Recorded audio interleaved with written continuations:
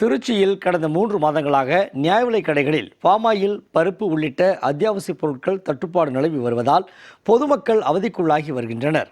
கூடுதல் தகவல்களுடன் நேரலையில் இணைகிறார் நமது செய்தியாளர் இளவரசன்.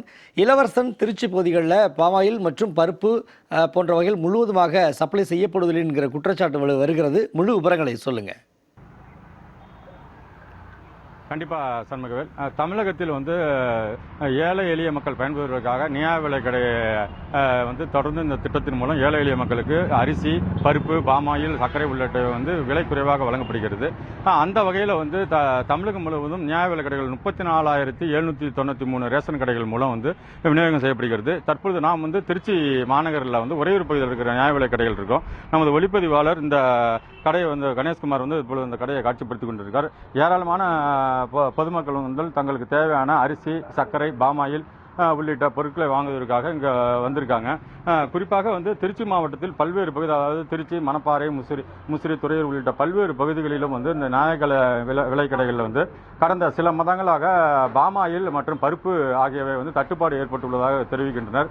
இதனால் நியாய விலைக் கடை ஊழியர்களுக்கும் பொதுமக்களுக்கும் இடையே வாக்குவாதம் ஏற்படுகிறது. அதாவது நியாய விலைக் கடை ஊழியர்கள் பருப்பை வைத்துக்கொண்டு தங்களுக்கு தரமாட்டேன் என பொதுமக்கள் குற்றம் சாட்டுகின்றனர். ஆனால் உண்மையிலேயே நியாய விலைக் கடையில் போதுமான பொருட்கள் இல்லை. குறிப்பாக நாம் இருக்கும் இந்த ரேஷன் கடையை பொறுத்தவரை கடந்த மாதம் வழங்க வேண்டிய பருப்பு மற்றும் பாமாயில் தற்பொழுது வழங்கப்படுவதாக கூறியுள்ள நிலையில் இங்கே இருக்கிற நியாய விலைக் கடை ஊழியரிடம் கேட்போம்.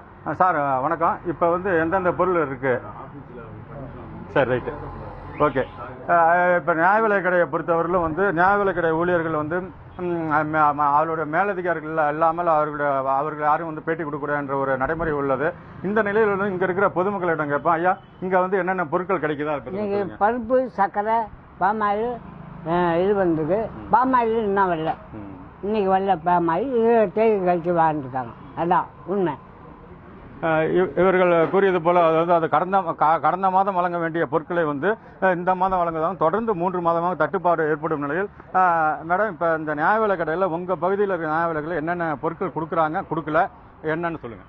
எங்கள் நியாய விலைக் கடையில் பருப்பு 3-4 மாதம் வர்றதே கிடையாது. பருப்பு 3-4 மாதம் கொடுக்குறதே கிடையாது. போய் கேட்டால் பருப்பு வரல, ஸ்டாக் இல்லை எங்கள்கிட்ட, நாங்கள் தரோம் அப்படிங்கிறாங்க. பாமாயில் கேட்டாலும் ஸ்டாக் நாங்கள் தரோங்கிறாங்க. சக்கரை மட்டும் தான் கிடக்குது. இட்லி அரிசி சுத்தமாக வரதே கிடையாது. அப்படியே ஏதாச்சும் ஒன்று அரிசி போட்டாலும், நல்ல அரிசி போட்டாலும் வண்டி வச்சு எல்லாம் கரையேறி கொடுக்குறாங்க. அரிசி நல்ல அரிசி வரது கிடையாது. நாங்கள் என்ன பண்ண வரதை நாங்கள் கொடுக்க முடியுங்கிறாங்க ஒரே வார்த்தை ரேஷன் கடைக்காரவங்க. எங்களுக்கு பருப்பு சுத்தமாக வரது கிடையாது. 3-4 மாதம் வச்சுருவாங்க, பருப்பை வாங்குறதே கிடையாது. இது கடை எதுக்கு இருக்குன்னு எங்களுக்கும் தெரியல. நியாயமான கடை ஜனங்களுக்கு, எங்களோட ஏழைபாளைகளுக்கு வாங்க தான் கடை வச்சுருக்குது.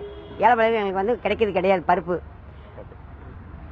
மேடம், நீங்கள் உங்கள் ஏரியாவில் இருக்கிற ரேஷன் கடையில் எல்லா பொருட்களும் கிடைக்குதா? இப்போ 3 மாதமாக இந்த பாமாயில், பருப்பு, கோதுமைலாம் தட்டுப்பாடுங்கிறாங்க. நீங்கள் என்ன சொல்ல வரீங்க? சார் வணக்கம் சார். எங்கள் இதில் இப்போ பாமாயில், பருப்பு இதெல்லாம் ரெகுலராக கிடைக்கிறதில்ல சார்.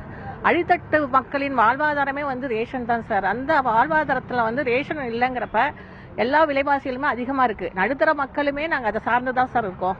அப்படிங்கிறப்ப எங்களுக்கு ரெகுலராக இதெல்லாம் கிடைக்கணும் சார். கட்டாயம் கிடைச்சாதான் மக்களுக்கு இது வாழ்க்கையில் முன்னேறதுக்கு ஒரு சந்தர்ப்பங்கள் கிடைக்கும். இந்த கவர்மெண்டால் இதெல்லாம் பார்த்து சரிப்பட செய்யணுங்கிறது என்னுடைய கருத்து சார்.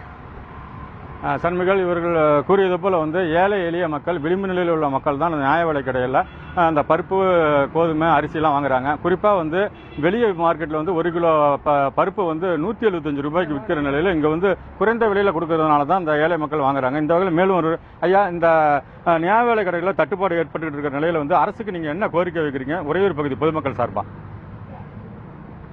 வணக்கம். இது இப்போ ஒன்றும் இல்லை. எப்போன்னா இந்த ஏழை மக்களுக்கு ஆரம்பிக்கப்பட்டது இந்த ரேஷன் கடை. நியாய விலைக் கடைன்றது வெளி மார்க்கெட்டில் உள்ளவங்களுக்கும் இந்த விலைக்கு பார்த்தீங்கன்னா ரொம்ப ரேட்டு வித்தியாசம் இருக்குது.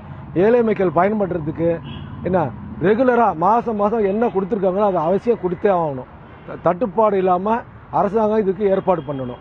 ஒவ்வொரு ட்ரிப்பும் மக்களால் அவங்க வேலையை விட்டுட்டு, ஒரு நாள் சம்பளத்தை விட்டுட்டு இதுக்காக வந்துட்டு போக முடியாது. அவங்க எப்போ வராங்களோ அப்போ எல்லா நேரத்தையும் கொடுக்குற மாரி நீங்கள் அரசாங்கம் ஏற்பாடு அவசியம் பண்ணி தான் ஆகணும். அதுவும் இல்லாமல் பருப்பு அவசியமானது. இந்த பருப்பு அது மாதம் கிடைக்கிறதே கிடையாது. ஏன்னா 1 மாதம் விட்டு 1 மாதம் தான் கிடைக்குது. அப்புறம் இட்லி அரிசி, அது மக்களுக்கு ரொம்ப முக்கியமானது. ஏன்னா ஏழை மக்கள் ரொம்ப பேர் இருக்காங்க, வயசானவங்க இருக்காங்க. அவங்களுக்கு இந்த இட்லி தான் முக்கியம். அதுக்கு இட்லி அரிசி மாதம் மாதம் கொடுக்கணும். 5 மாதமாக கொடுக்கறதே கிடையாது. ஏன்னா அது எங்கே போச்சு என்னன்னே தெரியல.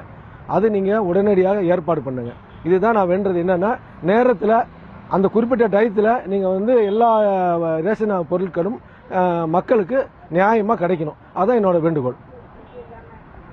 சண்முகவேல், பொதுமக்கள் கூறிய கருத்துக்களின்படி வந்து கடந்த 3 மாதங்களாக வந்து ரேஷன் கடையில் தட்டுப்பாடு ஏற்பட்டுள்ளது.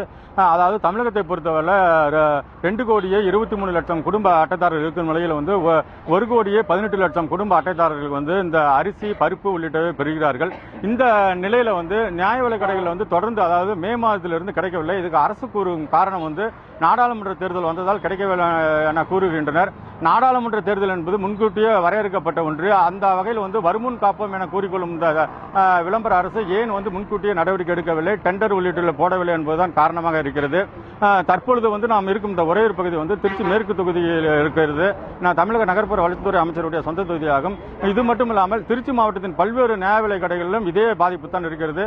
அஇஅதிமுக பொதுச் செயலாளர் சின்னம்மா அவர்கள் ஏற்கனவே அறிக்கை வெளியிட்டிருந்தார். அதாவது விளிம்பு நிலையில் உள்ள ஏழை எளிய மக்கள் பயன்படுத்தப்படும் நியாய விலை கடைகளில் வந்து பருப்பு உள்ளிட்ட பொருட்கள் உடனடியாக போர்க்கால அடிப்படையில் வழங்குவதற்கு நடவடிக்கை எடுக்க வேண்டும் என வலியுறுத்தியிருந்தார். அதே போல தற்போது நாம் கள ஆய்வு செய்த நிலையிலும் வந்து கடந்த மாதம் கொடுக்க வேண்டிய பொருட்களை இன்னும் கொடுக்காமல் அலைகழித்து வருவதால் பொதுமக்கள் மிகுந்த அவதிக்குள்ளாகி வருகின்றனர். தமிழகம் முழுவதும் நியாய விலைக் கடைகளில் பருப்பு மற்றும் பாமாயில் தட்டுப்பாடு ஏற்பட்டுள்ளதாக செய்திகள் வந்து கொண்டிருக்கும் வேளையிலே திருச்சியில் உள்ள உறையூர் பகுதியிலிருந்து கள நிலவரங்களை வழங்கியமைக்கு நன்றி இளவரசன்.